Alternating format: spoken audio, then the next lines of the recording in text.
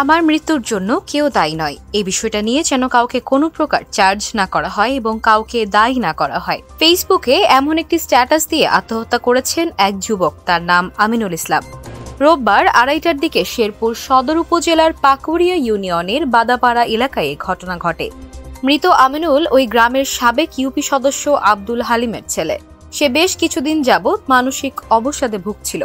Police ও স্থানীয় সূত্রে জানা যায়, গত প্রায় 7 থেকে 8 মাস আগে সদর উপজেলার লসমনপুর ইউনিয়নের ইলশা গ্রামের মোহাম্মদ চিন্টুর মেয়ে বিথি খাতুনকে বিয়ে করে আমিনুল ইসলাম। দীর্ঘদিন বেকার থাকায় তার স্ত্রী বেশিরভাগ সময় বাবার বাড়িতেই থাকতেন। সম্প্রতি জেলা প্রশাসকের কার্যালয়ে একটি প্রজেক্টে কাজ শুরু করেন আমিনুল, তবে তিনি বেশ কিছুদিন যাবৎ মানসিক অবসাদে ভুগছিলেন।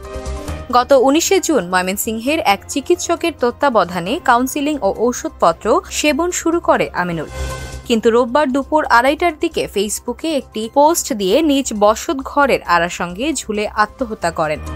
তার ফেসবুক পোস্ট দেখে ঘরের স্টিলের দরজা ভেঙে ভেতরে ঢুকে তাকে ঝুলন্ত অবস্থা থেকে উদ্ধার করে জেলা সদর হাসপাতালে নেওয়া হয়।